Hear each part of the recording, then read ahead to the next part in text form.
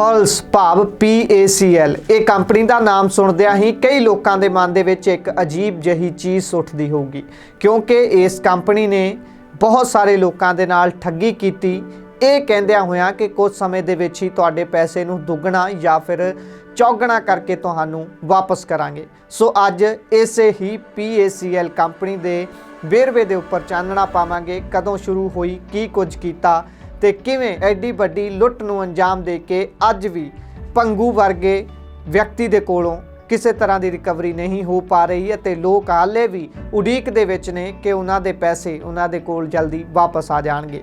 PACL ਭਾਵ plus ਐਗਰੋਟੈਕ corporation limited, plus ਜਿਸਨੇ ਕਿ 50,000 ਕਰੋੜ ਰੁਪਏ ਦਾ ਘਪਲਾ ਕੀਤਾ, ਠੱਗੀ ਕੀਤੀ 6 ਕਰੋੜ ਲੋਕਾਂ ਦੇ ਨਾਲ 20 ਸਾਲ ਦੇ ਸਮੇਂ ਦੇ ਵਿੱਚ, ਜਿਸ ਦੇ ਦੌਰਾਨ ਕਈ ਲੱਖ ਏਜੰਟ ਨਾਲ ਜੁੜੇ ਹੋਏ ਸੀ। ਇਹ ਵਿਅਕਤੀ ਨਿਰਮਲ ਸਿੰਘ ਭੰਗੂ ਜਿਸਨੇ ਇਹ ਸਾਰਾ ਤਾਂਡਵ ਰਚਾਇਆ, ਉਹ ਦੁੱਧ ਵੇਚਦਾ ਸੀ। ਜੀ ਹਾਂ, ਉਹ ਡੈਰੀ ਚਲਾਉਂਦਾ ਸੀ। ਡੈਰੀ ਚਲਾਉਂਦਿਆਂ ਉਸ ਤੋਂ ਬਾਅਦ ਉਸਨੇ ਸਿਰਹਾਣੇ ਵੇਚਣ ਦਾ ਕੰਮ ਵੀ ਕੀਤਾ। ਆਪਣੇ ਭਰਾ ਦੇ ਨਾਲ ਪਹਿਲਾਂ ਦੁੱਧ ਵੇਚਿਆ, ਫਿਰ ਸਿਰਹਾਣੇ ਵੇਚਣ ਦਾ ਕੰਮ ਕੀਤਾ। ਉਸ ਤੋਂ ਬਾਅਦ ਕਲਕੱਤੇ ਜਾ ਕੇ ਇੱਕ ਇਨਵੈਸਟਮੈਂਟ ਕੰਪਨੀ ਦੇ ਵਿੱਚ ਕੰਮ ਕਰਨਾ ਸ਼ੁਰੂ ਕਰ ਦਿੱਤਾ, ਜਿੱਥੋਂ ਉਸਨੇ ਇਸ ਦੇ ਲਈ ਸਾਰੇ ਦੇ ਸਾਰੇ ਦਾਅ ਪੇਚ ਸਿੱਖੇ। ਇਹ ਦਾਅ ਪੇਚ ਸਿੱਖਦਿਆਂ ਹੀ ਉਸਨੇ ਇਹ ਸਾਰੇ ਨੂੰ ਅੰਜਾਮ ਦਿੱਤਾ। ਉਸ ਤੋਂ ਬਾਅਦ ਉਹ ਵਿਅਕਤੀ ਕਲਕੱਤਾ ਦੇ ਵਿੱਚ ਨਿਵੇਸ਼ ਕੰਪਨੀ ਦੇ ਵਿੱਚ ਕੰਮ ਕਰਦਾ ਹੈ, ਗੋਲਡਨ ਫੋਰੈਸਟ ਕੰਪਨੀ ਦੇ ਵਿੱਚ, ਜੋ ਕਿ ਕੁਝ ਸਮੇਂ ਦੇ ਬਾਅਦ ਉਸ ਤੇ ਇਲਜ਼ਾਮ ਲੱਗਦੇ ਨੇ ਤੇ ਉਸ ਨੂੰ ਵੀ ਬੰਦ ਕਰ ਦਿੱਤਾ ਜਾਂਦਾ ਹੈ। ਇਸ ਤੋਂ ਬਾਅਦ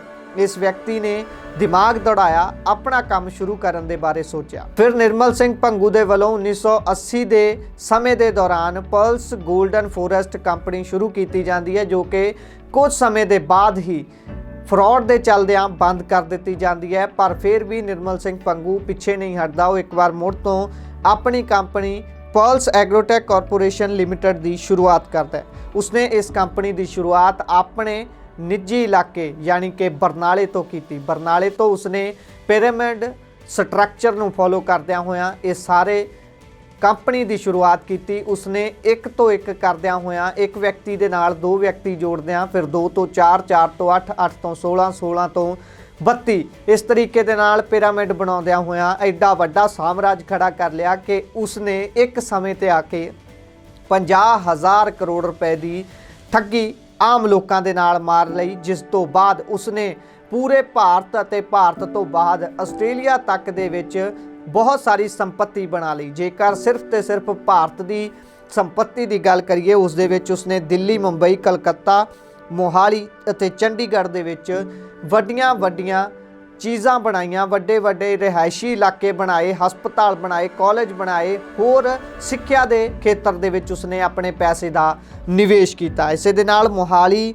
ਦੇ ਵਿੱਚ ਪਲਸ ਸਿਟੀ ਨਾਮ ਦੀ ਇੱਕ ਪੂਰੇ ਦੇ ਪੂਰੀ ਸਿਟੀ ਬਸੀ ਹੋਈ ਹੈ, ਜਿੱਥੇ ਲੋਕਾਂ ਨੇ ਆਪਣੇ ਨਿੱਜੀ ਘਰ ਬਣਾਏ ਅਤੇ ਉੱਥੇ ਬਣੇ ਹੋਏ ਅਪਾਰਟਮੈਂਟਸ ਦੇ ਵਿੱਚ ਵੀ ਲੋਕ ਰਹਿੰਦੇ ਰਹੇ। ਸੋ ਪਟਿਆਲਾ ਚੰਡੀਗੜ੍ਹ ਰੋਡ ਦੇ ਉੱਪਰ ਵੱਡੇ ਮੈਡੀਕਲ ਕਾਲਜਸ ਨੇ, ਉੱਥੇ ਇੱਕ ਵੱਡਾ ਨਾਮ ਪਲਸ ਨੂੰ ਮੰਨਿਆ ਜਾਂਦਾ ਹੈ। ਇਸੇ ਦੇ ਨਾਲ ਅੰਦਾਜ਼ਾ ਇਸ ਗੱਲ ਤੋਂ ਵੀ ਲਗਾਇਆ ਜਾ ਸਕਦਾ ਹੈ ਕਿ ਆਪਣੇ ਸਮੇਂ ਦੇ ਦੌਰਾਨ ਹਰ ਸਰਕਾਰ ਦੇ ਨਾਲ ਇਸ ਦੀ ਖਾਸ ਬੈਠਣੀ ਹੁੰਦੀ ਸੀ, ਕਿਉਂਕਿ ਕਾਂਗਰਸ ਅਤੇ ਅਕਾਲੀ ਦਲ ਹੋਣ, ਉਹ ਦੋਵੇਂ ਹੀ ਪਲਸ ਸਿਟੀ ਦੀਆਂ ਗਰਾਊਂਡਾਂ ਦੇ ਵਿੱਚ ਆਪਣੀਆਂ ਵੱਡੀਆਂ ਰੈਲੀਆਂ ਕਰਿਆ ਕਰਦੇ ਸਨ। ਇਸ ਤੋਂ ਬਾਅਦ ਜੇਕਰ ਗੱਲ ਕੇਂਦਰ ਦੀ ਕਰੀਏ ਤਾਂ ਕੇਂਦਰ ਦੇ ਵਿੱਚ ਸਾਬਕਾ ਵਿੱਤ ਮੰਤਰੀ ਅਰੁਣ ਜੇਟਲੀ ਇਸ ਦੇ ਲੀਗਲ ਐਡਵਾਈਜ਼ਰ ਤੱਕ ਰਹਿ ਚੁੱਕੇ ਸੀ। ਸੋ ਇੱਥੋਂ ਅੰਦਾਜ਼ਾ ਲਗਾਇਆ ਜਾ ਸਕਦਾ ਹੈ ਕਿ ਇਸ ਸਾਮਰਾਜ ਨੂੰ ਖੜਾ ਕਰਨ ਦੇ ਵਿੱਚ ਸਰਕਾਰਾਂ ਤੱਕ ਦਾ ਕਿੰਨਾ ਵੱਡਾ ਅਹਿਮ ਯੋਗਦਾਨ ਰਿਹਾ ਹੋਵੇਗਾ।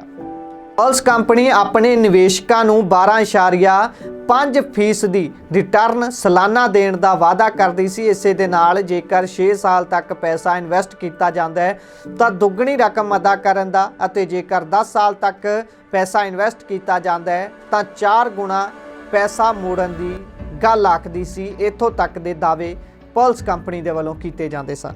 ਪਲਸ ਕੰਪਨੀ ਆਪਣੇ ਨਿਵੇਸ਼ਕਾਂ ਨੂੰ ਸ਼ੁਰੂ ਦੇ ਵਿੱਚ ਇਹ ਆਖਦੀ ਸੀ ਕਿ ਤੁਹਾਡੇ ਪੈਸੇ ਦੇ ਨਾਲ ਜਾਂ ਫਿਰ ਤੁਸੀਂ ਰਿਟਰਨ ਅਮਾਉਂਟ ਲੈ ਸਕਦੇ ਹੋ ਜਾਂ ਫਿਰ ਇਸ ਦੇ ਬਦਲੇ ਦੇ ਵਿੱਚ ਤੁਸੀਂ ਜ਼ਮੀਨ ਵੀ ਲੈ ਸਕਦੇ ਹੋ, ਕਿਉਂਕਿ ਪਲਸ ਦਾ ਕਹਿਣਾ ਸੀ ਕਿ ਉਹ ਵੱਡੀਆਂ ਵੱਡੀਆਂ ਸਾਈਟਾਂ ਦੇ ਉੱਪਰ ਅਲੱਗ-ਅਲੱਗ ਥਾਵਾਂ ਤੇ ਜ਼ਮੀਨ ਲੈਂਦੇ ਨੇ, ਉਸ ਨੂੰ ਡਿਵੈਲਪ ਕਰਦੇ ਨੇ। ਡਿਵੈਲਪ ਕਰਨ ਤੋਂ ਬਾਅਦ ਉਸ ਤੋਂ ਮਹਿੰਗਾ ਵੇਚ ਕੇ ਪੈਸਾ ਇਕੱਠਾ ਕਰਦੇ ਨੇ ਤੇ ਉਸ ਦੇ ਰਿਟਰਨ ਦੇ ਵਜੋਂ ਉਹ ਆਪਣੇ ਇਨਵੈਸਟਰਾਂ ਨੂੰ ਪੈਸਾ ਵਾਪਸ ਕਰਦੇ ਨੇ। ਜੇਕਰ ਇਨਵੈਸਟਰ ਪੈਸੇ ਦੇ ਬਦਲੇ ਜ਼ਮੀਨ ਚਾਹੁੰਦੇ ਨੇ ਤਾਂ ਉਹ ਜ਼ਮੀਨ ਵੀ ਇਸ ਦੇ ਮੈਚੁਰ ਹੋਣ ਤੇ ਲੈ ਸਕਦੇ ਨੇ, ਪਰ ਇਸੇ ਦੇ ਵਿਚਾਲੇ ਬੜੀਆਂ ਠੱਗੀਆਂ ਹੁੰਦੀਆਂ ਨੇ। ਕਈ ਲੋਕ ਇਸ ਠੱਗੀ ਦੇ ਸ਼ਿਕਾਰ ਹੋਏ ਨੇ ਤੇ ਅੱਜ ਤੱਕ ਆਪਣੀ ਮੈਚੁਰ ਹੋਈ ਅਮਾਉਂਟ ਦੀ ਉਡੀਕ ਦੇ ਵਿੱਚ ਨੇ, ਕਿਉਂਕਿ ਇਸੇ ਦੇ ਦੌਰਾਨ ਸੈਬੀ ਦੇ ਵੱਲੋਂ ਇਸ ਦੇ ਲਈ ਕਾਨੂੰਨ ਲਿਆਂਦੇ ਜਾਂਦੇ ਨੇ।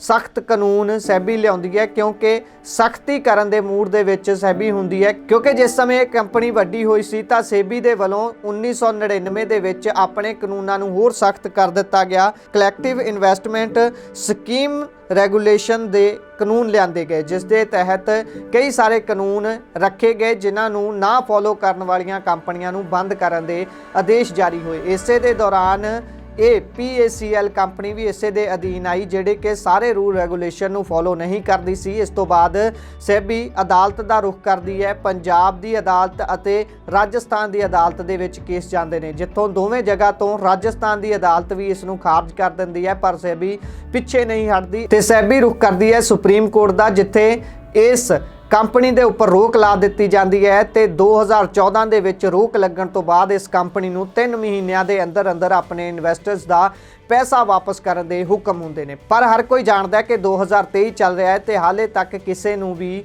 ਇਸ ਦੀ ਅਮਾਉਂਟ ਵਾਪਸ ਨਹੀਂ ਆਈ। ਇਸ ਤੋਂ ਬਾਅਦ ਸੈਬੀ ਦੇ ਵੱਲੋਂ ਵੀ ਸਾਰੀਆਂ ਜ਼ਮੀਨਾਂ ਨੂੰ ਐਕਵਾਇਰ ਕੀਤਾ ਗਿਆ ਸੀ। ਬਹੁਤ ਸਾਰੇ ਜਿਹੜੇ ਏਰੀਏ ਸੀ ਜਿਹੜੇ ਪੁਲਿਸ ਦੇ ਅਧੀਨ ਆਉਂਦੇ ਸਨ, ਉਹਨਾਂ ਨੂੰ ਜ਼ਬਤ ਕਰਕੇ ਪੈਸਾ ਵਾਪਸ ਕਰਨ ਦੀ ਤਿਆਰੀ ਕੀਤੀ ਗਈ, ਪਰ ਜਿੰਨੀ ਰਿਕਵਰੀ ਹੋਈ ਉਹ ਨਿਵੇਸ਼ਕਾਂ ਦੇ ਪੈਸੇ ਦੇ ਨਾਲੋਂ ਘੱਟ ਸੀ, ਜਿਸ ਕਾਰਨ ਅੱਜ ਤੱਕ ਲੋਕਾਂ ਨੂੰ ਉਹਨਾਂ ਦਾ ਪੈਸਾ ਵਾਪਸ ਨਹੀਂ ਮਿਲ ਸਕਿਆ। ਇਸੇ ਦੇ ਨਾਲ ਜੇਕਰ ਜਾਣਕਾਰੀ ਦਿੰਦੇ ਜਾਈਏ ਤਾਂ 2016 ਦੇ ਵਿੱਚ ਪੰਗੂ ਨੂੰ ਅਰੈਸਟ ਕਰ ਲਿਆ ਜਾਂਦਾ ਹੈ ਅਤੇ ਇਸ ਕੰਪਨੀ ਦੀ ਜਿਸ ਤਰ੍ਹਾਂ ਪਹਿਲਾਂ ਦੱਸਿਆ ਗਿਆ ਕਿ ਉਸ ਸਮੇਂ 2016 ਦੇ ਵਿੱਚ ਨਿਕਲ ਕੇ ਸਾਹਮਣੇ ਆਉਂਦਾ ਹੈ ਕਿ PACL ਦਾ ਲੀਗਲ ਐਡਵਾਈਜ਼ਰ ਸਾਬਕਾ ਵਿੱਤ ਮੰਤਰੀ ਅਰੁਣ ਜੇਟਲੀ ਹੁੰਦਾ ਹੈ।